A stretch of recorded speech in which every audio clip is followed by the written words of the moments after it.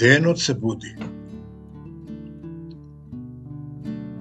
Јас сум ти. Здивот е сега. Почувствуј го.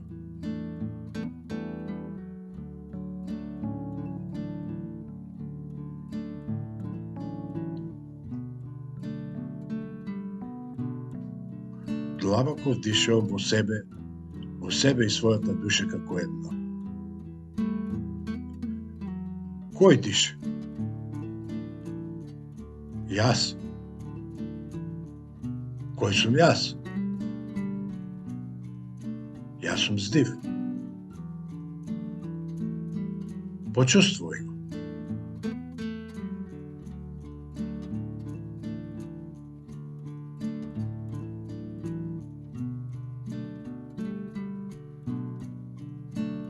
Почувствуј го.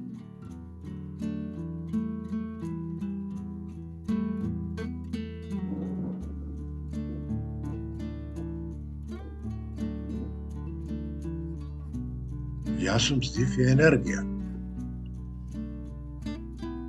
Музика на душата. Танго ритам.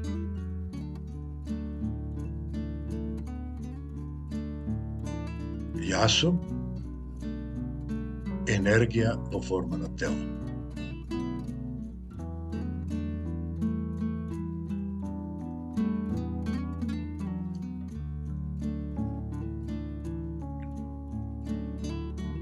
Изворен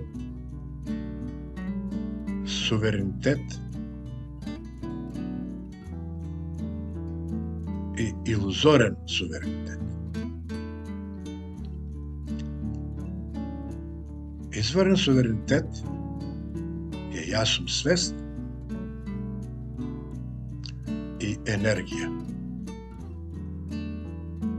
Свеста не е енергија. Енергија е компресирана свест. Збиена свест.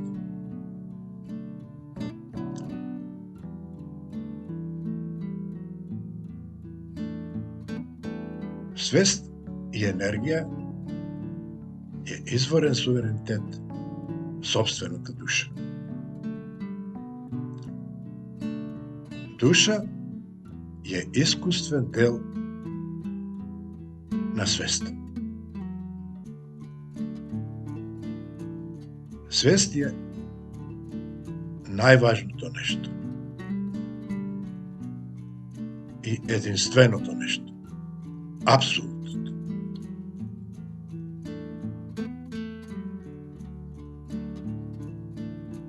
Вие сте свест. Вие сте јас сум. Тоа е ниска умна свест, преку која ги доживуваме искуствата. Искуствата се доживуваат преку поларните спротивности, преку дуалноста, дихотомија,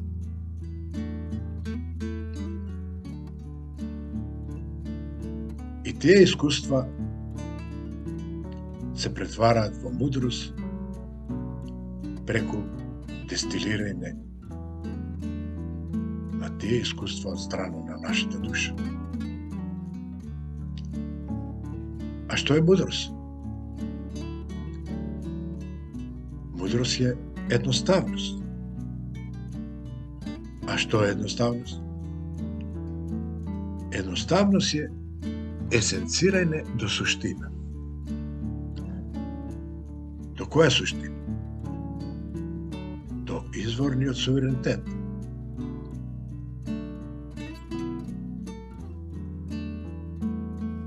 А како настанува илузорниот идентитет? Како настанува дихотомијата, дуалноста? Како бранот се издвојува од океанот? Преку мислата. Мислата е манифестација на знаење. Преку мислењето ние добиваме чувство за издвоеност. Издвоеност од тоталитетот. Издвоеност од изворниот суверенитет. Тоа чувство на издвоеност се манифестира како чувство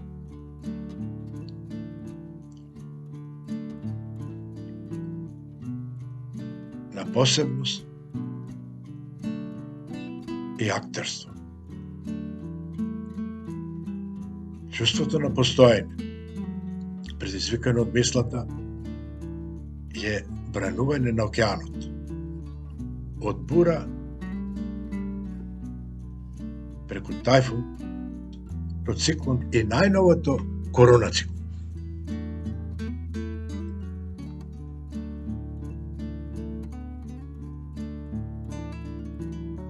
Таа енергија е површинска стварност која досега ја дискутиравме како илузија. Тоа е исто како цревото кога го погледнеме како змија, ние сме во илузија и нашето тело е преплавено со адреналин. Се пореметува адреналинско-серотонинската равнотежа во организмот.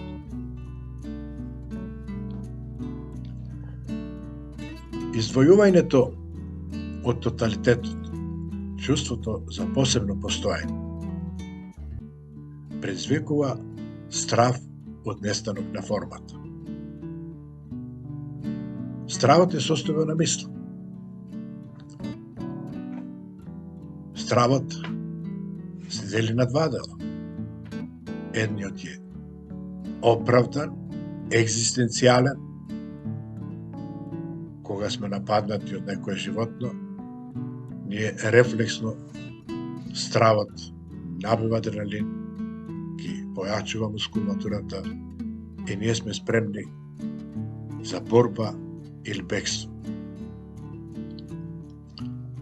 Истото чувство е имагинарниот страв. Мислата може да предизвика исто чувство со ист наплив на адреналин и ако си во собствената соба и не си нападнат од никаква животно. Што значи тоа? Значи мислата е таа која не вознемери до степен да ја го труја моето тело со адреналин. Токму така. Па како да ја смира мислата? Смирување на мислата подразбира енергизирање на мислата. Идентификација со нејзе, субституирање и навлегување во собствената пајакова мрежа, во собствената драма. Да се свати тежината на ова што го зборувам, замислите дека физичката болка која е нормални инстинкт, кој покажува дека енергијата во телото е вознемирена, односно има некаде емотивен набој и застој на слободниот проток на енергија.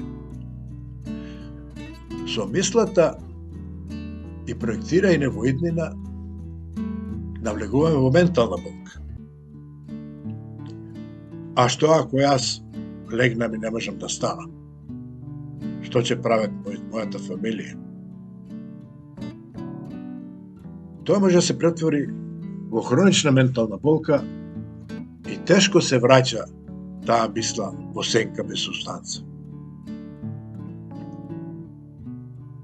Мислата не оптеретува и скока како мајмун од дрво на дрво. Па тоа значи дека таа деструктивна. Да, по погледот на менталната болка е апсолутна деструкција, која го спречува слободниот проток на енергија. Но мислата исто така и позитивна. Значи, кога живееме во релативниот свет, таа е неопходна за обстанок на формата и ние мора да полагаме за шофер и сите тие проектирајна и програмирајна морат да се претворат во услови рефлекс. Не можам ја кога се наоѓам на семафор да размислувам дали треба да пројдам на зелен или на црвен семафор. Тоа е инстинктивно и мемориски е решено. Значи на црвен семафор ја сум стоп, не смем да идам понатака. Тоа е конструктивната функција на мислата. А што значи тоа интеграција? Интеграција значи бранувањето на океанот да се интегрира со длабочината на океанот. Океанот се бранува. А зашто е тоа неопходно? Неопходно е таа животна игра не му ведува во мудрост. И ние, додека дојдеме во мудрост, ние патиме. Е па како да излеземе од патњата?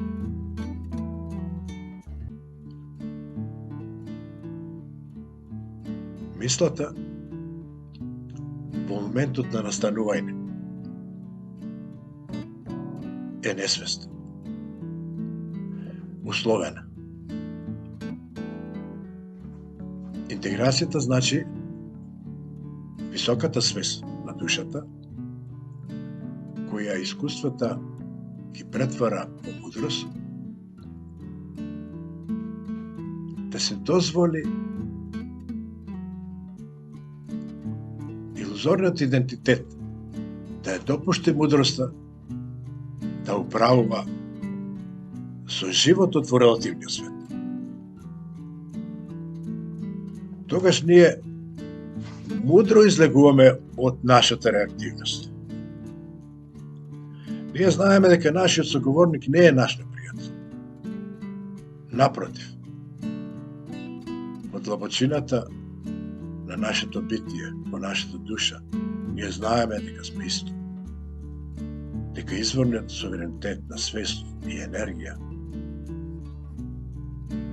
јас сум ти, е апсолутно докажан од квантната наука.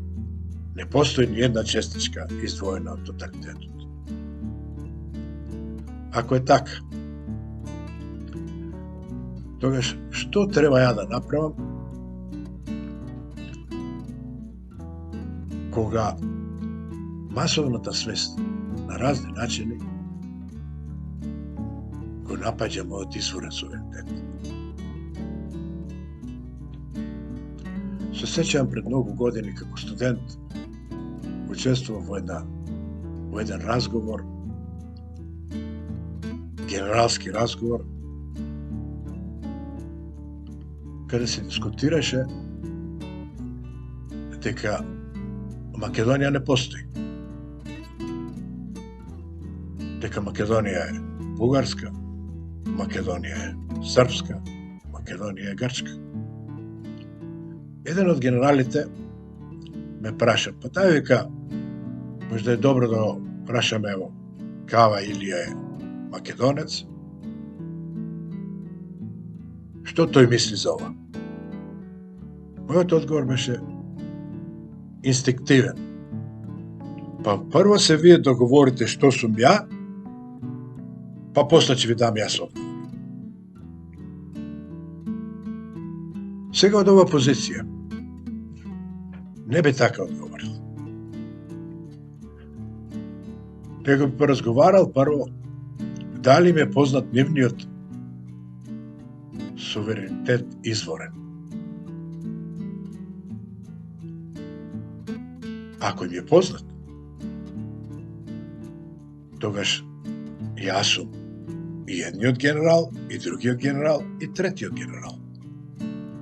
Ние сме исто. Ние сме енергија. Ние сме енергија во форма на тело. Кој е тој сега што треба мене да ми наметни да мојот изворен суверенитет го заменам со лажен идентитет.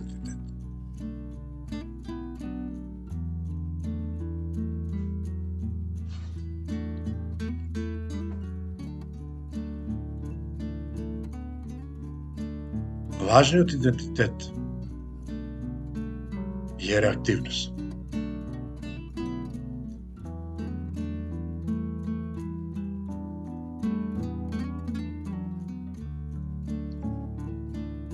А изворниот суверенитет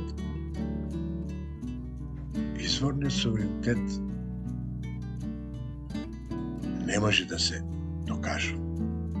Изворниот суверенитет е чувство, енергетско чувство.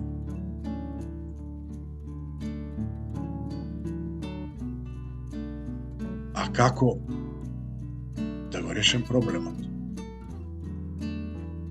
Во последно време јас сум како изворен суверенитет нападнат со проекциите и минатата историја од мојот пријател бугарин, кој е исто како јас. Енергија во форма на тело. Секое вклучување во дуалност и разговор за изворниот суверенитет не изфрла во полето на значење, полето на вреднување. Во тој момент разговараме од позиција на сопствени два условени микрокосмоси. Решение нема. Зашто нема? Затоа што која е моја енергија? Која е моја мисла? Она која изберам. А која мисла избираш ти? Па јас сум македонец. И што има спорно во тоа? Тоа е моја чувство.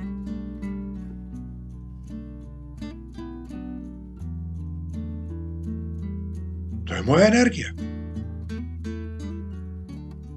Па, мои драги пријателе, па вие сакате да промените мојава енергија, не мојаво име.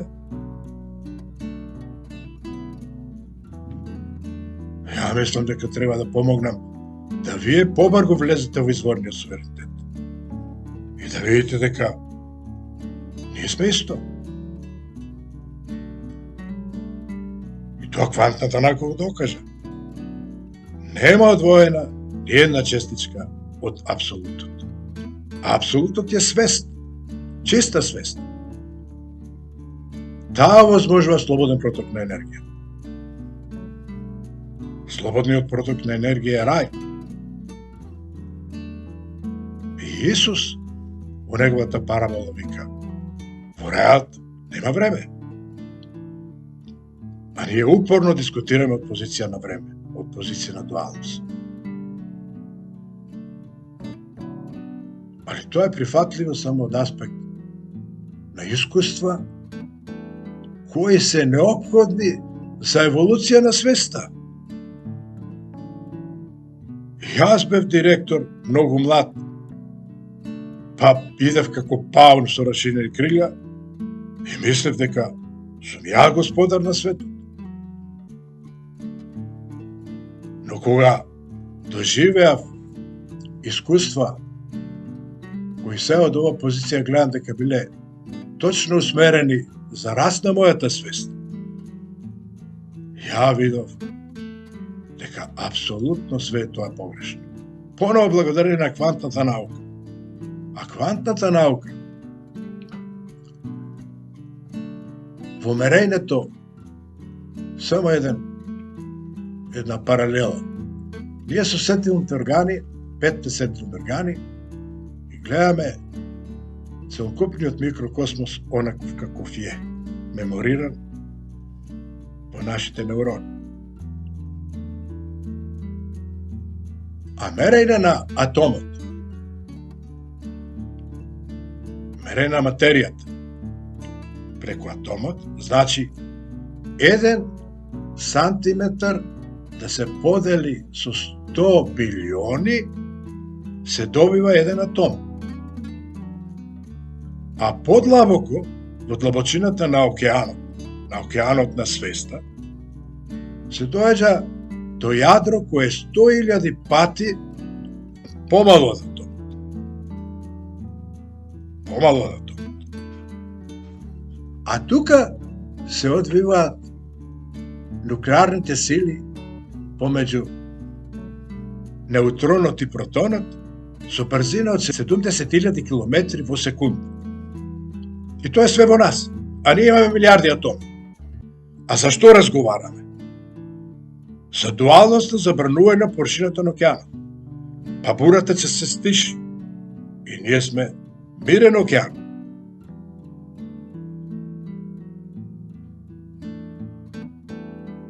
И како да заклучам сега? Заклучокот нека биде ваков. Дај да се свртиме внатре во себе. Ако вашата енергија е вознемирена, не сум јас кривец што сум македонец.